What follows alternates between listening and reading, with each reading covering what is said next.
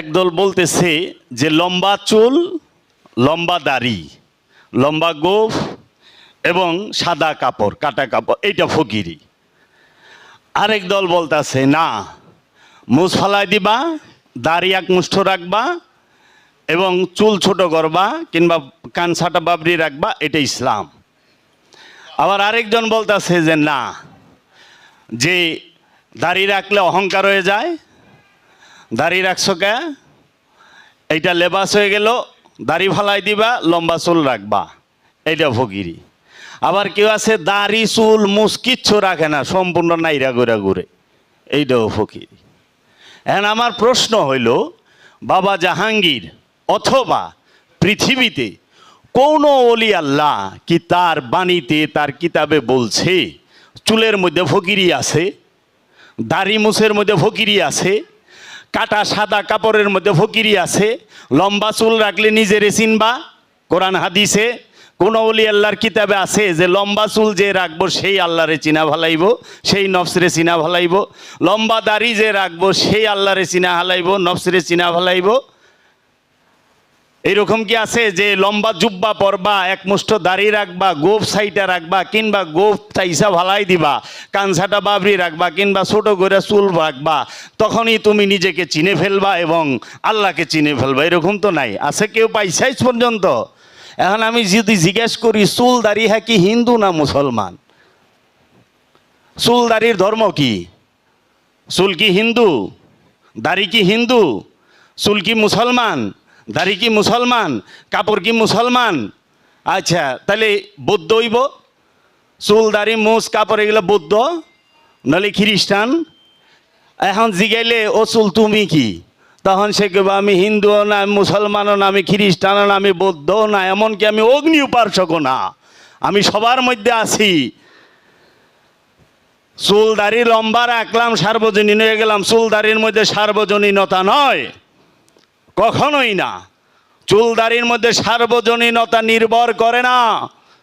আবার একদল আছে বলতাছে তুমি কিতাব পড়ো, তুমি কোরআন পড়ো, তুমি হাদিস পড়ো, এজমা কিয়াস পড়ো, সহিভাবেই করো, তোমার সব কমপ্লিট হয়ে যাবে। আসলে কি তাই হয়? আসলে কি তাই হয়? আপনি অনুষ্ঠান পালন করে নিজেরে চেনা যায়? আনুষ্ঠানিকতা দিয়ে নিজেরে চেনা যায় না। তাহলে এবার আপনি একটা জিনিস খেয়াল করেন যে সার্বজনীন সেটা কি, সার্বজনীনতাটা কি? যে আমরা যে সার্বজনীন সার্বজনীন কই, আদৌ তো কি যারা সার্বজনীন কয় তারা বুঝে? বা একজন আমারে বললো যে লম্বা চুল নাইকা, ফকিরি করেন, লম্বা চুল কই? আবার আরেকজনে বললো যে দাড়ি রাখছো কে, চুল সেন লম্বা রাখবা, দাড়ি রাখছো মোল্লার লেবাস। আরে দাড়ি কি মোল্লার নাকি? দাড়ি তো হিন্দু, বৌদ্ধ, খ্রিস্টান, ইহুদি সবার থাকে। আমি একটা ছবি দেখছিলাম, প্রিকে ছবি, বিরাট বড় এক গুরু ধর্মযাজক হিন্দু গো বইয়া থাকেই বড় সিংহাসনের মধ্যে, তো পিকে ঘরে কি 4-5টা মানুষ আনে, মানে লেবার চেঞ্জ করে দেয়। ব্রাহ্মণের কাপড়টা মুসলমানরে পরায় দেয়, এখানে অনেকেই দেখছে এবং বাংলাদেশ ভারতে সবাই দেখছে। খ্রিস্টানের কাপড়টা ইহুদিরে পরায় দেয়, ইহুদির কাপড়টা হিন্দুরে পরায় দেয়, মানে লেবাসটা চেঞ্জ করায় দেয়, পোশাকটা। তখন বলেন তো ইনি কে? কয় একে দেখাই যায় এটা হিন্দু, পৈতা পিন্দা রইছে, ধুতি পিন্দা রইছে, তিলক লাগাইছে, এ তো হিন্দু। কয় না, এ খ্রিস্টান, কিন্তু এরে পোশাক পাল্টায় দিছি। তো পোশাক পাল্টাইলে কোনোদিন নফসকে চেনা যায় না, পোশাক দিয়া লেবাস দিয়া কোনোদিন নফস চেনা যায় না, লেবাস দিয়া কোনোদিন খোদারে পাওয়া যায় না, লেবাস দিয়া কোনোদিন স্বভাবের পরিবর্তন হয় না। আবার অনেকে আছে বলে যে কিতাব পড়ো, কিতাব পড়ো তুমি সব পাইবা। আরে বাবা জাহাঙ্গীর নিজে বাবা জাহাঙ্গীরের বাণীর মধ্যে বলতাছে তুমি অনেক বই পড়ছো, কিতাব পড়ছো, হাদিস কোরআন পড়ছো, তুমি বিদ্যা অর্জন করছো, তুমি অনেক জ্ঞানী, একজনকে তর্কে হারাই দিতে পারবা, তোমার সাথে কেউ কথায় পারবো না, যুক্তি তর্ক তুমি এত জানো, তোমাকে তোমার সামনে কেউ কোনো কিছুই মনে হবে না, তুমি হারাই দিবা, কিন্তু তুমি সত্য পাইলা না। যুক্তি তর্ক দিয়া সত্য পাওয়া যায় না, যুক্তি তর্ক দিয়া সত্য পাওয়া যায় না, আর বিদ্যা দিয়েও সত্য পাওয়া যায় না।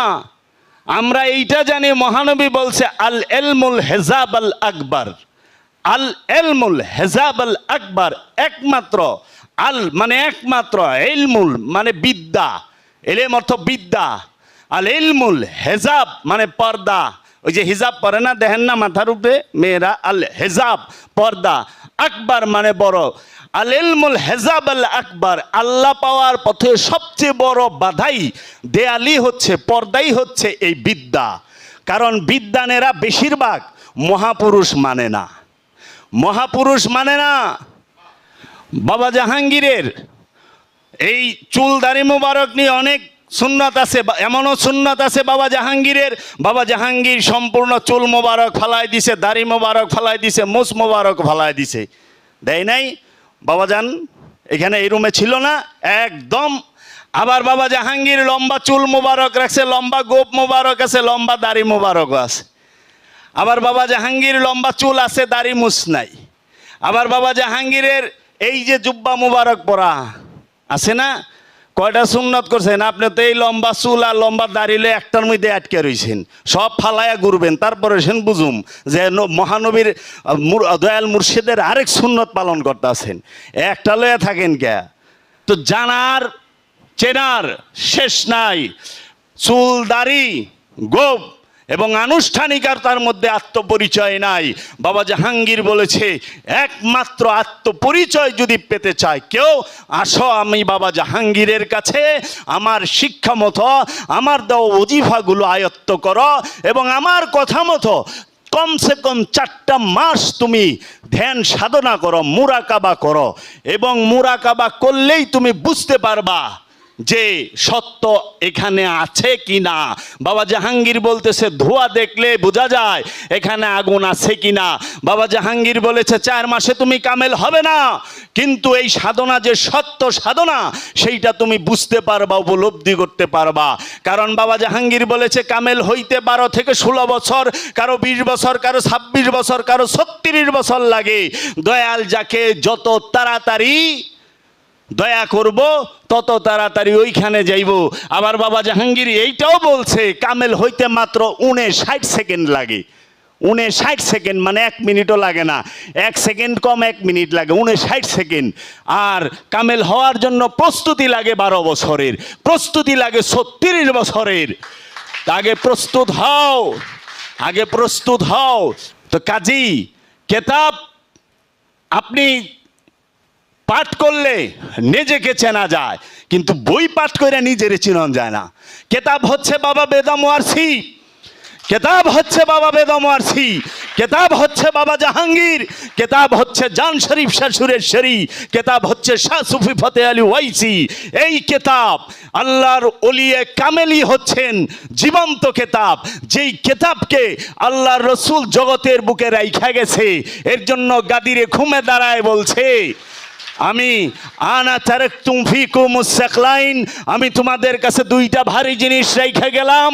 একটা হচ্ছে কেতাব আল্লাহি রব্বুল আলামিনের কেতাব, আর আরেকটা হচ্ছে ওয়া ইত্রাদাহি, আমার নূরের বংশ, মহানবীর নূরের বংশ। এই মহানবীর নূরের বংশই হচ্ছে হাকিকি কিতাব। এর জন্য কেতাবের মধ্যে বংশ আছে, বংশের মধ্যে কেতাব আছে, কেতাব আর বংশ আলাদা না। এর জন্য এই 2টাই কি করবে? কাল কিয়ামতের ময়দানে ওই হাউজে কাউসারে একসাথে মিলিত হবে। কি এই কেতাব আর বংশ। তাহলে পরে সেই বংশ আজকে বাদ দিয়ে দিছে মুসলমান মানব জাতি, এই কেতাবও বাদ দিয়ে দিছে। জিন্দা কেতাব, যেই কেতাব কথা বলে, নূরের কিতাব, যেই কিতাবের মধ্যে নূর আছে, সেই নূরের কিতাব রে ধামাচাপা দিয়া ওহাবি, উমাইয়া, আব্বাসিয়া এই রাজবংশ তাদের বেতনখোর মৌলবি দিয়া তারা কালি আর কাগজের কিতাব বানায়া সমাজের বুকে তারা প্রতিষ্ঠিত কইরা দিছে। ওই সমাজের বুকে এই কাগজ কালির কিতাবকে বানায়া নূরের কিতাবকে ধামাচাপা দেবার চেষ্টা করেছে।